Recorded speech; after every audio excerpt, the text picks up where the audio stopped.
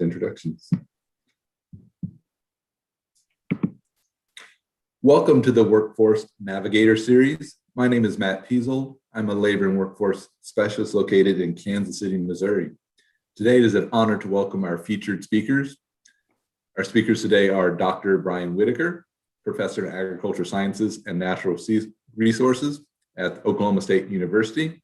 Also joining us, we have Dr. Sharon Strover, Communication Professor at the University of Texas.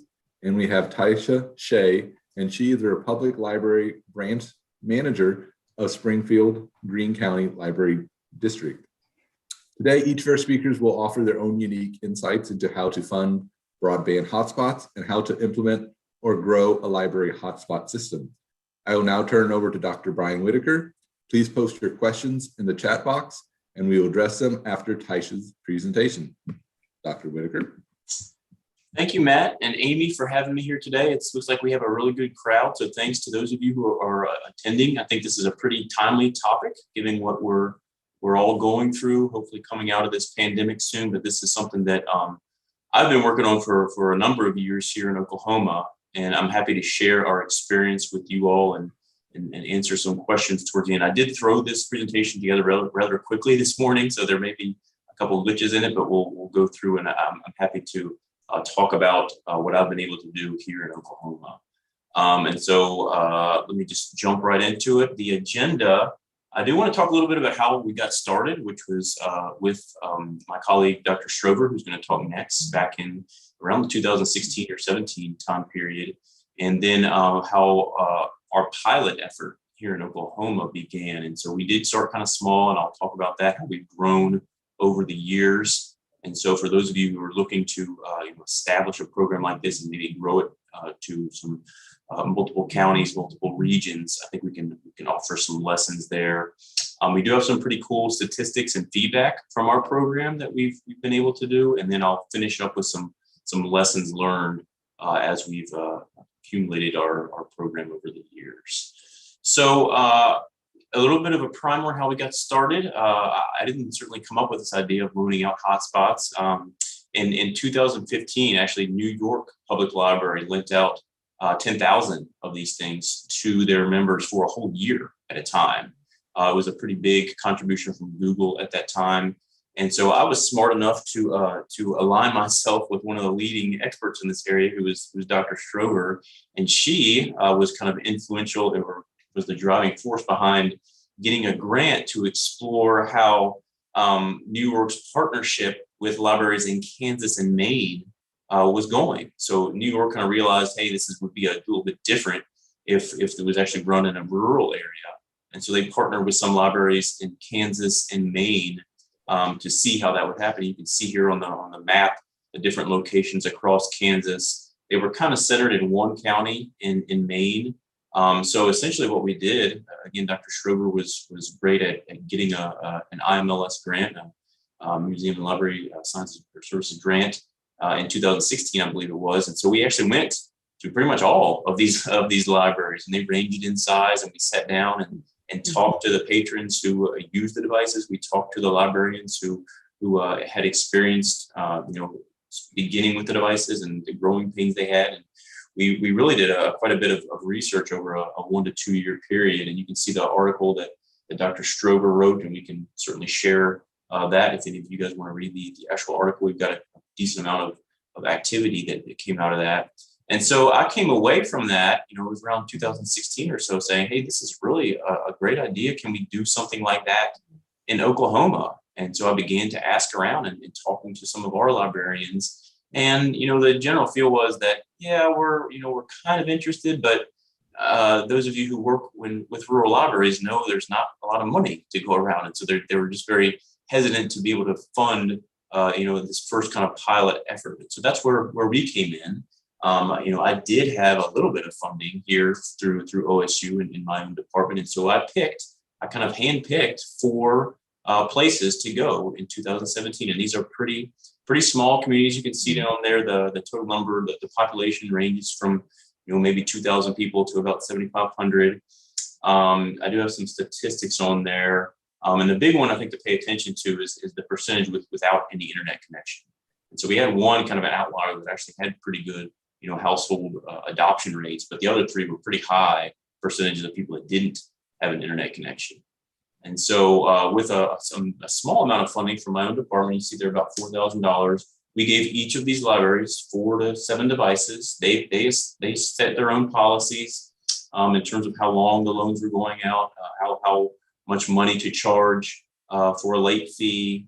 We did require them to collect a survey from each patron who had the devices loaned to them. And then the directors of those libraries participated in monthly calls, which I think were pretty important. So just some quick sample comments from that first year. It really went over well.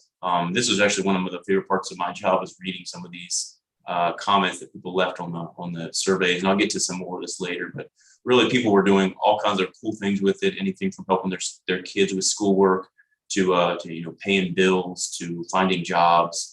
It was a great program, and we found at that point that, hey, this is probably going to be something that we can sustain. So it was really just like I said, four libraries went over very well, and I'll talk a little bit more about what happened after that first year in those 4 libraries. But essentially, after that first year, we expected them to be able to continue it on their own dollar, and I'll talk about some of the ways that we were able to do that. So, like I said, that first year was a big success. We got some attention from it.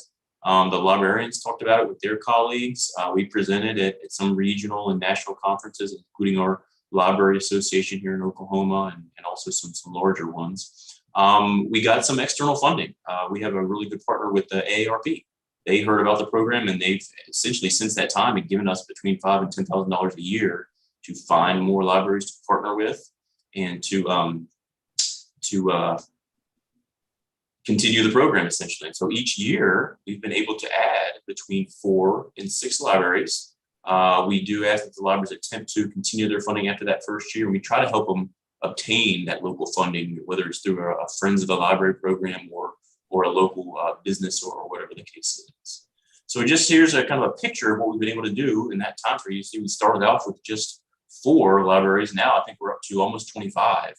And so, like I said, we've been growing by between 4 and 6 a year. You can see some of the advertising we do there at the top. Some of the we have a nice little presentation where they bring an oversized check. The AARP gives it to the local library. It's a cool little press event, and everybody kind of enjoys that. And so we're actually just tomorrow, I'm actually supposed to get the HotSpots in for my 5th round site, which we just added 4 more libraries. And so that's how we've grown over the years. I didn't want to bite off with 15 libraries in 1 year. I've been adding slowly every year, and the word continues to grow. And I kind of have a list of libraries that I know in the future are also interested. So here's some statistics and feedback from our program, and I do compile these every year. Like I said, we require the libraries to collect these surveys, and I'm happy to share the survey form that we use. And so we do it for the participating libraries every year, and it is really helpful to get these data to share with local potential sponsors, and again, AARP likes seeing this stuff. And so it's just a little PowerPoint that I pull together every year to show these. And so here's some example. This is the first year, and again, I do this every year. You can see the number of loans in each month, the wait list in each month. Some libraries had a 20-person wait list. Which adds up to several weeks, if not a month in some locations. And you can see up here at the top right, they loved it. 9.5 out of 10. That's hard to beat. We are hitting the target demographic. Most of the people that are taking out the loans are relatively low income. A good percentage are not employed and are working or looking for jobs. That's something we found quite a bit. And so again, I'm not going to hit all the results that I have, but just a couple more. People use a lot of devices. Smartphone is the number one, but people are using laptops, even Kindles. I was surprised how many desktop computers were being connected with the hotspot. A lot of people, some people will ask, well, what are they using it for? We do generally ask that also. And yes, there is a lot of use for entertainment, but there's a lot of other productive use of these devices. And some would argue that entertainment is a productive use as well. So, you can see here that research is actually number 2, connecting with family and friends, learning job-related skills, pretty cool stuff that people are doing. And then we actually also asked about how likely it would be if the family or the household would purchase their own internet service. And the vast majority said yes, that we could do $10 a month is about the limit for a lot of these households, and that's pretty consistent with other research that's looked at this. So again, more sample comments. I think this is a different year, but really great comments. I always enjoy reading through the comments that the patrons leave on these surveys. And they really do. I mean, people love the fact that the library is offering this. They really see it as an expansion of what the library can do, and are appreciative of that. So in terms of the lessons learned, I do think, we kind of have talked to this with all the libraries, that they can't, a lot of rural libraries aren't going to be able to afford on their own and just explore, let's buy 5-6 devices, pay for the data packages, and just see how it goes. They really appreciate having that upfront funding and exploring it on someone else's dollar for that first year. I have continued with these monthly calls for the participating librarians. It's useful as a sounding board. We could talk about everything from the cords getting beat up to how do you prevent people from putting them in the drop box, to when do you call the police if a device is missing, or do you call the police? The stats that we put together are definitely helpful for continuing the program. We've also had success reaching out to local businesses and say, hey, can you sponsor this device? It goes out a couple hundred times a year. You can put your logo on it and get your name out there in front of a lot of community members. We've had really good luck with that. 18 of the 20 libraries to date have been able to continue after year one.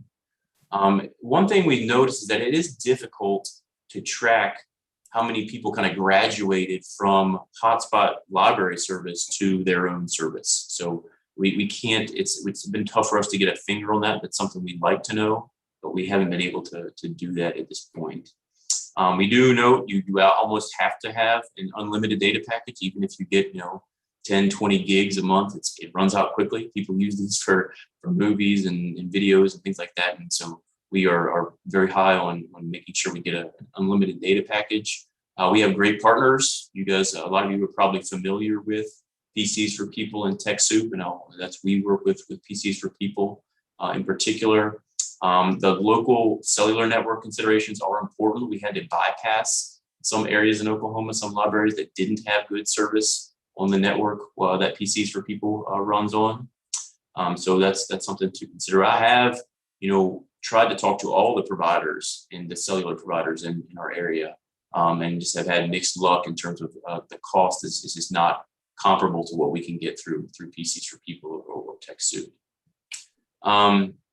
The best predictor in terms of the number of loans made is actually the percentage of households that lack an internet connection, even more so than poverty, and even the population in a lot of instances. We found this to be true for year after year. You are going to see some instances of simply losing devices. They don't return. People give a bad address and then walk away with it. We've been lucky. We've lost 2%. 2 out of about 100 have disappeared on us. And again, we make sure that the libraries are not responsible for that cost up front. After that first year, they would be. But again, we kind of found that those user agreements are important to getting the message out up front about that. The cords, in our experience, do get beat up. We've kind of bulk purchased some up front and help distribute those at the beginning of the program. Like I said, there can be really long wait lists in some libraries. Some have actually gone up to several months. We did have a couple of libraries that explored using shareable calendars to allow specific checkout dates. That's gone over pretty well. We did not find any issue with marketing. Once these things get up and running, like I said, people love it. They really take off. Social media has been a huge plus when the library starts advertising that way. People pick up on it. We do send flyers to put up around town and in the library, and that's helped. But again, I don't see marketing as an issue for our program. And then this is my last slide, just some nuts and bolts about the program. So here's the prices that we get from PCs for People. So it's around, in the neighborhood of $50 to $70 per hotspot. And then we get a price of around $150 a year for unlimited data. So if you think about what, most people are paying for a connection on your own personal cell phone, $150 a year for unlimited data is an amazing deal. And I think it's actually gone up. I just checked the site. It's up. I think it's up to about $180 now. but still very, very competitive. And again, we try to help with local sponsorships. Our extension offices here in Oklahoma can help with that. The county, they know a lot of local businesses and approach them about sponsoring this. I mentioned that, PCs for People does use the Sprint, who has just merged with T-Mobile. And you can see how that coverage map has improved over the time period. It was pretty spotty back when we started this, and it's gotten much, much better. And the FCC says that 4G LTE coverage is very widespread. You can see there, I don't know that it's 99.4% as they claim, but it is pretty good. And the Sprint's coverage map is actually we found it to be strikingly accurate. Even to the point where you can see on one side of the street, it says the signal's available, on the other it's not. We've actually found it to be pretty close to true. So I know I sped through that pretty quickly, but I want to leave time for our other really great presenters, and I'm happy to answer questions. Like I said, we do have a lot of material on this. Our website, the university switched us over to a new format, so I'm not quite happy with how our website is right now, but we'll get it up and running and on par soon. And I do, it is a nice way for us to spread word about the program and share, how libraries have packaged their devices, and share the survey results, and share our program in the news. We get a lot of newspaper reports about it and things like that. So we do promote it that way. I do have people approach me about participating in future years. But generally speaking, it's been a huge success for us. We are very much focused on the libraries, and I think some other people might talk about other approaches, but it's been a great program, and I have a lot of respect for the librarians out there that are working on shoestring budgets and getting programs running. And so I'll leave it there and turn it. I don't know if I need to turn it over back to you, Matt, or if Sharon will just jump in, but I will stop sharing. We'll just turn over directly to Sharon. So we'll just give her a second to share her screen, and she can pick up where you left off. And we really starting to get some great questions, but we can save those questions. I'm trying to get my full screen presentation here.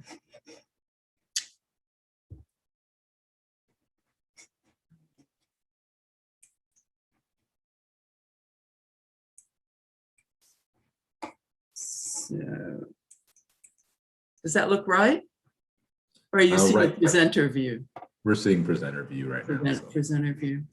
Let me try this screen. I think this will work then. How about that? Looks good. All right, thank you very much. Well, Brian and I have been circling around HotSpots now for a few years, and I kind of feel like saying what he said, because we kind of started this journey together in many ways in rural areas in particular. And as he said, in fact, I've been deleting slides as Brian has been talking. I started out here,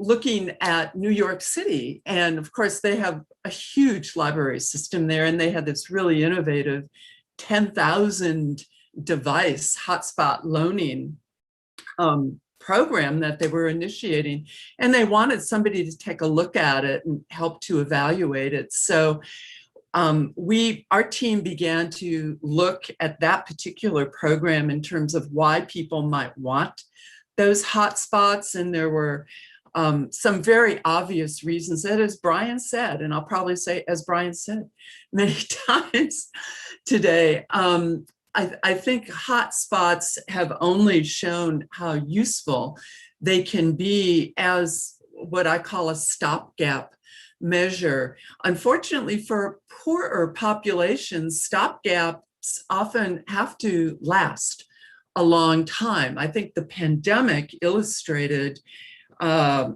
lot of ways in which populations nobody realized lacked broadband access could use hotspots to kind of fill in, even as what we've been seeing this past year.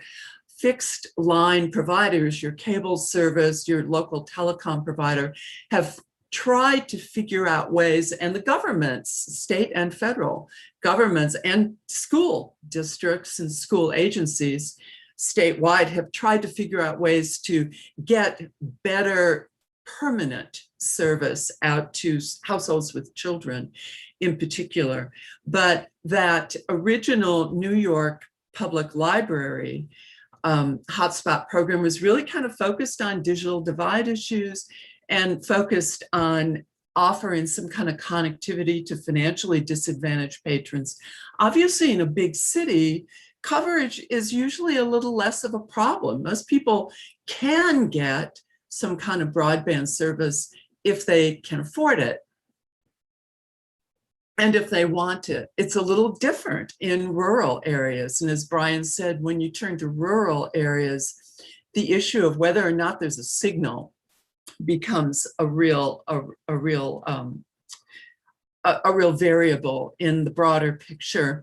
We found that in both New York, and really the New York findings were in many ways echoed in our rural sites, that a lot of people wanted to avail themselves of the same internet services that you and I use. We were especially interested in how people were using hotspots for employment opportunities, and we continue to find people using hotspots for training as well as for getting jobs, filling out employment forms and so forth. And that certainly has continued during the pandemic.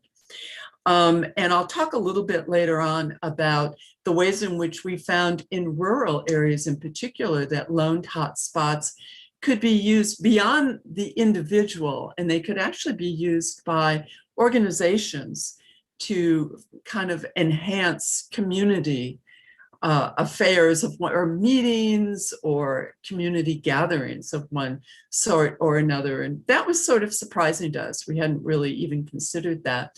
And then we also found, especially in a more metro area, but I'm sure this occurs in rural areas too, that hotspots were really very useful for disabled people and older people as well, for whom travel to a library was more difficult. So these were some of the interests among libraries, and these interests were in fact borne out when we did surveys of patrons, both in the project that Brian described in Maine and Kansas, as well as in New York City.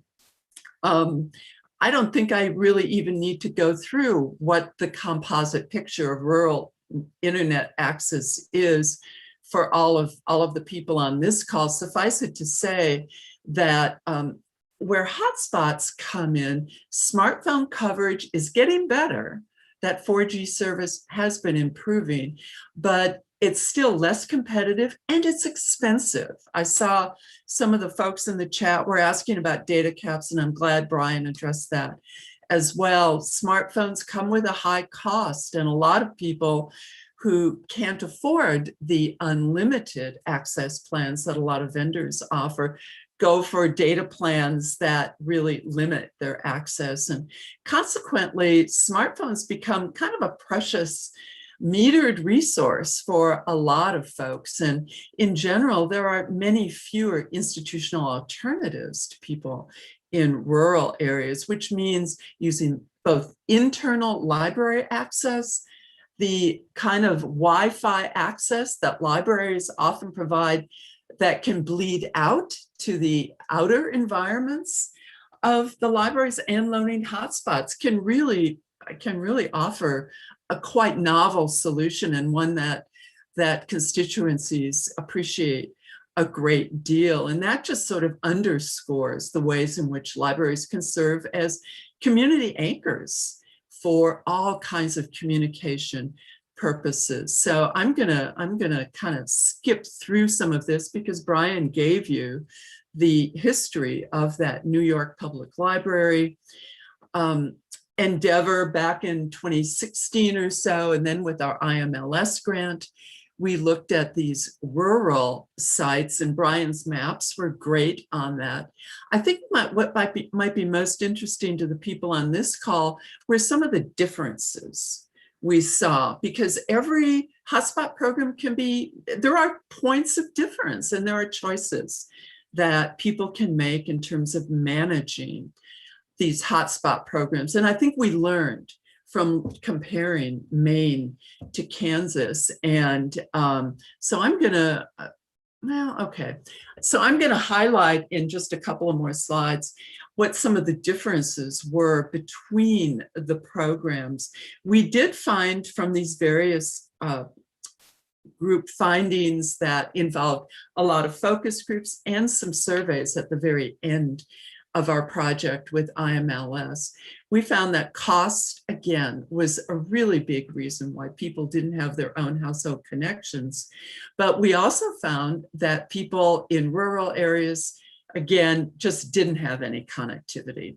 People use the devices for homeschooling, for feeling a lot more connected. In fact, we found that immigrant communities in particular often use the hotspots for Skype calls. Now it would probably be Zoom calls with families in other regions of the world, and the hotspot connectivity presented a real cost savings for them. Again, connecting with family living elsewhere.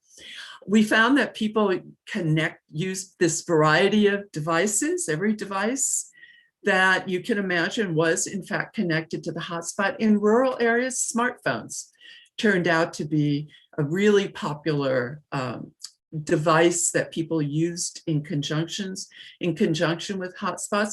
Smartphones have certain limitations. In fact, in subsequent work, we've kind of looked at what people can use smartphones for, as opposed to laptop computers or even desktop computers. The use of desktop computers over time is diminishing, but the idea of having a bigger screen and file storage offers some different productivity opportunities compared to smartphones. And that may in turn have some implications for the kinds of training that people offering hotspot programs might want to do with the hotspots in terms of demonstrating certain device productivity enhancements that can maximize hotspot connectivity. A lot of people that we talked to saw using hotspots better than a wired connection because it was mobile. And of course, if you're living in a rural community and you have to drive long distances to get your groceries or take your kids someplace or to go to a medical appointment, the opportunity to have a hotspot as you're moving around turned out to be a really, really useful. So Brian already went through some of these unique aspects of the hotspots. So I could talk a little bit about some of the more unusual or less predictable uses that we saw. There is a thriving homeschooling community all over the country. We found a lot of pockets of homeschool users in our research sites. And if anybody is doing homeschooling or knows about homeschooling, you know that there are communities and they are increasingly dependent on web-based resources for homeschooling modules. And actually homeschooling communities periodically get together for field trips or for competitions and things like that. So homeschoolers had huge uses and gave really high ratings to the hotspots, and one of our main librarians commented on the constant use that a homeschooling community or a homeschool household was engaging in with the hotspots. And as I said before, using the hotspots in transit, by people who have to travel for work, even sports teams used hotspots on buses and things like that. People doing any sort of door-to-door work found hotspots extremely useful. And then these fairs and community events that I mentioned that help keep communities together, kind of knit communities and build social capital, turned out to be another unexpected use of hotspots.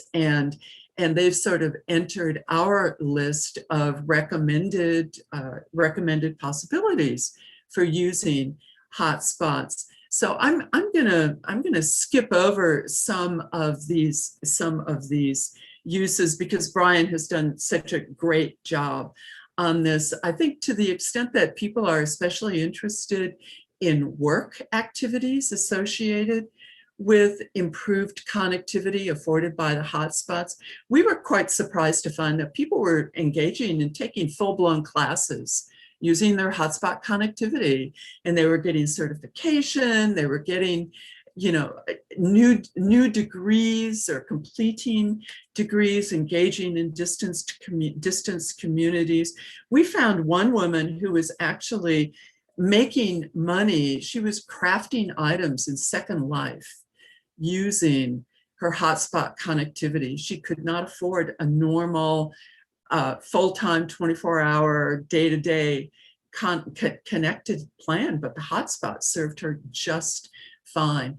A lot of jobs now have certification requirements or union training, union mandated training. The hotspot was used for this sort of thing.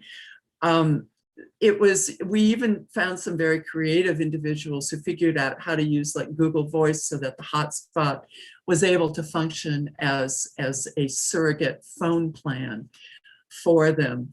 So operationally, I think some people sometimes stumble a little bit when they get started and don't know like how to start. How do you alert people about the presence of hotspots? And we ended up following on, as did Brian, with a little program here in Texas that built on what we learned in Kansas and in Maine. And we helped communities develop sort of best practices. And now Brian and we both have a lot of resources at the various sites that the folks organizing this webinar have offered you links to, and having some guidelines. And I shot a photo of this Borrow Your Internet at the library patron card at one of the libraries. It just sort of lays out the rules of the road, as it were.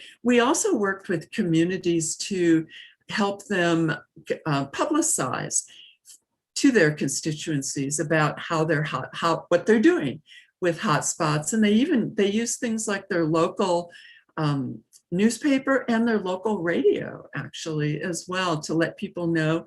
Of course, Facebook became another way that people could let their constituencies know about the hotspots. Comparing Maine to Kansas was really illuminating.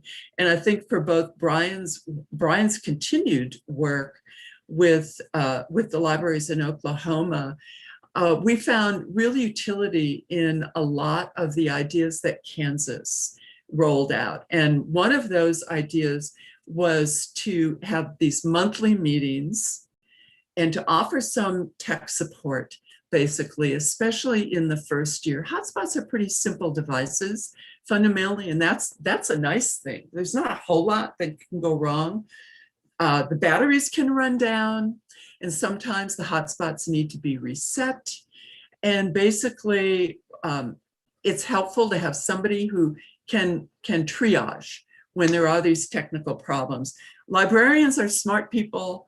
They'll figure it out, but eventually, but a little bit of hand-holding initially turned out to be really helpful. And Kansas really demonstrated that. And as it turned out, having the librarians meet together to hear each other's stories and to kind of develop best practices was really useful in Kansas. We believe one of the reasons the Maine program wasn't as successful as the Kansas program was because they didn't have regular tech support. They didn't have these monthly meetings. And the librarians were a little bit at loose ends when it came to figuring out how to use these devices when something did go wrong. In fact, in our visits in Kansas, it was very disheartening to see boxes of hotspots behind the librarians' desks because something went wrong and there was nobody there to help them, nobody there to really solve the problem. That said, another key difference in Maine compared to Kansas was Maine had they had a data cap on their plan. And as Brian was underscoring, the first person who checks out the hotspot is going to use up the data plan. And those data plans are allocated on a monthly basis. So if the first person in the first week uses all the data plan, that means the remaining bandwidth is throttled and it's not a very satisfactory experience. And that's why we always recommend unlimited data plans for these kinds of programs. Data caps really just do not work very well for this, other than for the first person who checks out the hotspots on a monthly basis. To Kansas's credit, again, they started with a limited data plan and they found that it wasn't working, and they negotiated with Verizon in order to get it changed to unlimited. And they had a very accommodating and very responsive representative. So, so that seemed to make a lot of difference. And I guess the kernel, the nugget of wisdom there is that, of course, there are these plans that all the vendors offer, but they're not engraved in stone. I think a lot of the vendors are willing to work with different institutional users. And working with libraries in particular, like schools, makes them look good. If you end up working with some of the institutions that Brian mentioned, like PCs for the People, they already have really good relationships and they can triage, and they're really, they have a wealth of information and support at their fingertips. So they can kind of stand in for the statewide negotiating that had to occur in Kansas with Verizon. Why did Kansas go with Verizon, by the way? Verizon, they looked at coverage maps at the time, and there were more, Verizon offered the best coverage of the state. That said, they didn't reach all the sites. So some sites had to say, these really aren't working for us. And the state librarian had to move hotspot devices around to areas where there was, in fact, Verizon coverage. So this is just a breakdown of some of those early sites that we worked with. As I have alluded to, we did work with the Talker Foundation to run our own small site. We only had a handful of sites. We had 6 sites, and we gave them about 11 sites. We negotiated with Mobile Beacon and chose those sites on the basis of the connectivity that Mobile Beacon could offer using Sprint, basically, because that was exceedingly cheap. And we had very similar experiences to what Brian reported. Again, coverage is everything with these hotspot programs. When we looked at the coverage in Texas, very spotty. I mean, Texas is a very rural state. Even 4G does not cover a lot of counties, especially in West Texas. So Brian had great statistics on loss and theft and on the wait list. I think communities can really can really figure out what is best for their own unique communities.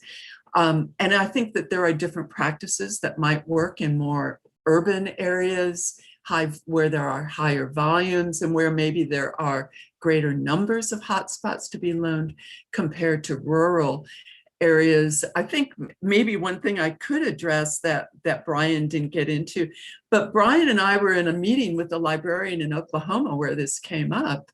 Actually, we were quite surprised that when some libraries try to get board approval or upper level approval for launching hotspots, sometimes there are concerns or fears in communities about internet connectivity. This still exists, even though libraries already offer internet connectivity. Sometimes that is already filtered, of course, by federal mandate in certain cases. But we found that there were fears in some communities of people checking out these hotspots and then going home and watching porn or something like that. So I would just say be aware of those kinds of ethical concerns.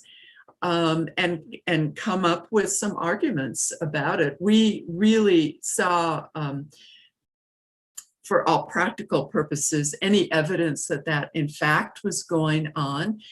There are ways that some libraries can block hotspot access to certain sites if that is an issue, but maybe that's something that we can talk about in the chat. And I should probably wrap up pretty quick here. So maybe I should just end on that, actually. And I know we have one more presentation and probably have more questions going on too. So I will stop my share.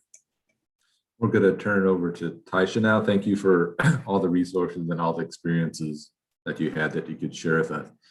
And Taisha, you can take as much time as we need. If we need to run a few minutes over everything, that is not a problem. So. Okay, I should be able to get everything in there. So hi everyone, my name is Taisha Shea. I'm the branch manager at the Republic Library. It is part of the Springfield Greene County Library District in Greene County, Missouri. So my role today is to talk about what a mobile lending program looks like through a library perspective, and what it looks like from my experience too, just as a frontline library staff worker. So this is what our lending program looks like in our library district.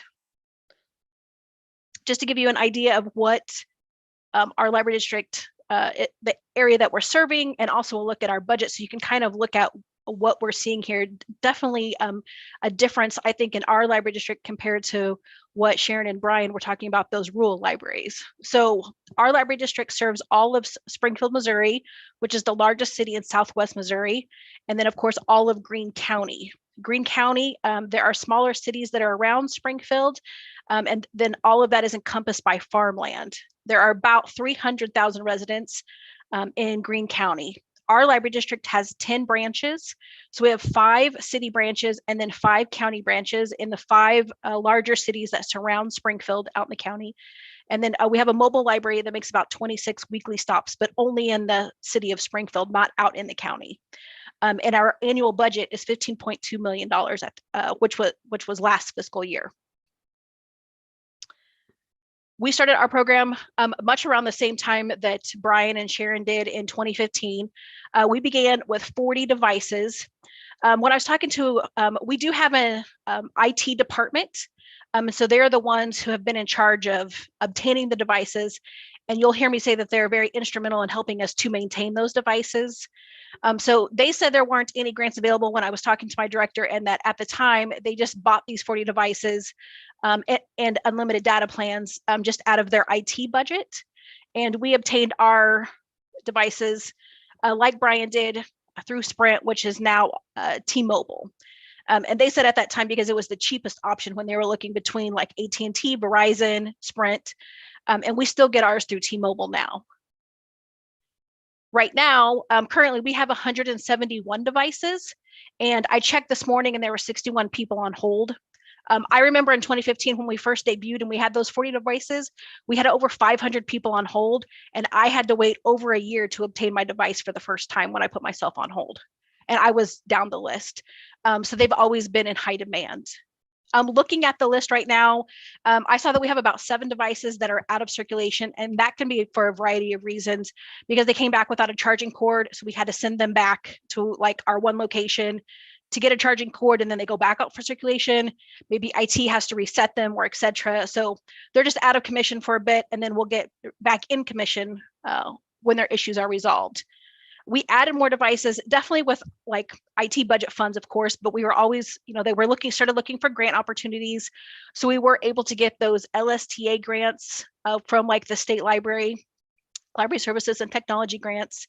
And then just more recently, so we're able to add most of our devices through our own money and through those types of LSTA grants. But then recently we have received other grant monies through MU Extension Workforce Development with Amy, and then Bass Pro also just gave a large sum and helped boost our number of devices up. At the end, after the grant period ends, our library just absorbs that cost. So our IT budget, our IT director reprioritizes his budget based on what the needs are for the whole district. and then looks at prioritizing to keep those unlimited data plans for all 171 devices every year.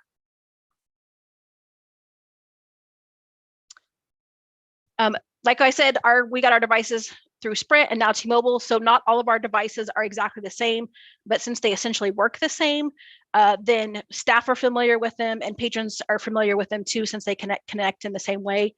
I noticed in chat too, some people were asking about unlimited data and bandwidth, just like Sharon and Brian said, is a mandatory route to do those if you're going to be checking them out. After 24 hours, after they're due, IT will go in and disable the service on them. So again, they have someone on their staff, like one person, who will go in and routinely checks that to see what hotspots need to be disabled. So sometimes it's not exactly at 24 hours, but after they're overdue, they will get disabled, and connect up to 8 to 10 devices per hotspot there. So if we have any available, which we've only ever since the program started, we've only had some available during the pandemic. Last fall, there were few that were just available, right? But then that didn't last too long, and our holds went back up. And so we've never actually had any just around sitting for people to come in and check out. You can check them out or place them on hold to be delivered to any library branch or at a mobile library stop if you have a library card in good standing. And for that, to us, it means that your library card is not expired. We expire library cards once every year to ensure that their address information, phone and email is still the same, but also to make sure that they still live in the county, because if they live out of Greene County, they have to pay a fee to get a library card, which is not as much as what folks pay in personal property or property tax to support the library, but close to that. And then, again, if there are ever no holds, they can be renewed. These devices, like all of our materials, check out for 3 weeks, and the late fee is 10 cents a day and a $5 max overdue fee. So all of our materials in our library district, regardless of format, is checked out and has the same amount of late fees, no matter what it is. Like I said, the service is disabled about 24 hours after that. And then we have replacement fees. So if somebody doesn't return the case that it's in, or doesn't return the charging cord, things like that, then we do charge them just for those accessory amounts that we have listed there. On our website, we do have a user guide. This is also helpful for staff when they onboard with us, that we have it there. So it's really for staff and for patrons. So the site itself will walk patrons through how to connect to their hotspots, but it also has a list of FAQs. So if I lost this, how do I get a replacement, or how much will I be billed? Or I can't connect to my device to the hotspot, what do I do? So there's a list of basic troubleshooting FAQs that are on there. And again, that's also helpful for staff. And speaking of that, so when frontline staff are onboarded, then we do receive limited training, if you will. So we learn about program basics, how to connect devices. Probably when one comes through on hold, we can always take a look at it, get it out of the case, and just kind of see how it looks when you turn it on. And then we do provide some basic troubleshooting, because again, we're going to be the folks who are answering the phones or greeting people when they come in if they can't get their hotspot to work. So we're doing some of that basic troubleshooting. Anything above and beyond what's covered in the FAQs that we can't think of really probably means that we need to send that to IT. So a lot of times what that means, unfortunately for the patron, is a slight disruption. We'll just check that mobile hotspot in and send it over to IT so they can look at it or reset it. And then we'll put that patron back on hold for it, but then just move them to the top of the priority list. So the next hotspot that gets returned, no matter where that is in the library district, will be theirs. And so hopefully that one will work correctly, and they don't have to wait too long for access, especially when they were thinking they were going to get access right away. I think some of the, to address some of the challenges that I know that we've had, obviously keeping up with the demand for those that we continue to get more and more hotspots, but we continue to still have people on hold for them. And then also, how do you continue to pay for those unlimited data plans every year? We're just absorbing those into our IT budget once the grant period is over. So we're always continuing to look for different grant opportunities to, yes, to add more devices, but also to help pay for those unlimited data plans. as Brian said, folks love this. I mean, anecdotally, we hear this, as a frontline staff member, that how much they love it. Brian had some great examples of all, and shared it too, talks about all the different ways that patrons use the hotspot. I mean, from our ILS system, we can obtain some information like what Brian shared, like number of circs, holds, average wait times, things like that. But I think what we missed here in our library district that Brian talked about was that survey, right? Of like what patrons are using them for, how old are they, what level of income are they coming from, etc. So we can look at the demographics of who's using them and look for other ways to get them hotspots other than just coming to the library. So I hope to do that in the future there. And then also, looking at our program, this is, coming into broadband, I have some knowledge of it, but I'm definitely not an expert in it, as far as like Brian and Sharon and their knowledge, but just being more interested in it and understanding that I think our library district, our program has really been static. We just keep adding devices, but we haven't really done anything else with them, or look to other partnerships and community help for how we can get hotspots into the hands of people. And so I think that's some of our next steps. So just looking into the future, looking to get other staff on board with this. But this really hasn't been anybody's passion project, if you will. So just getting some interested people together on a team, taking a look to see if we can get some survey, because obviously those results will help get more grants. They will also help take a look at what the needs are, so we can look at other community partners to help with, and can just continue to collaborate with MU Extension with Amy and Matt there. So, and then I have my contact information on there if anybody needs that for that. I ran through that really quickly. I want to make sure everybody had time to ask questions for Brian and Sharon too if they needed. So, thank you. We did have one question. Thank you, Taisha. They were asking, I think it's directed towards you. Do you have any complimentary digital literacy training services offered at the library for patrons? I guess any sort of digital services that are kind of wraparound for other patrons that may be complemented, accessing broadband maybe for the first time, or other ways you could use digital platforms or services. I'm thinking, we do have a technology community center that's located at one of our branches in the city of Springfield, and they offer a wide variety of classes. They offer one-on-one help as far as technology. So they have tutorials, so you can just come in and work at your own pace on certain things beyond like a maker lab and a green screen and the whole, like all this other things they can do there. So in that respect, yes. And those folks do come around to the branches and have classes and other help at the branches, just not right down during the pandemic, but they said probably in the fall they will restart those so that folks don't have to travel to the middle of Springfield from far out in the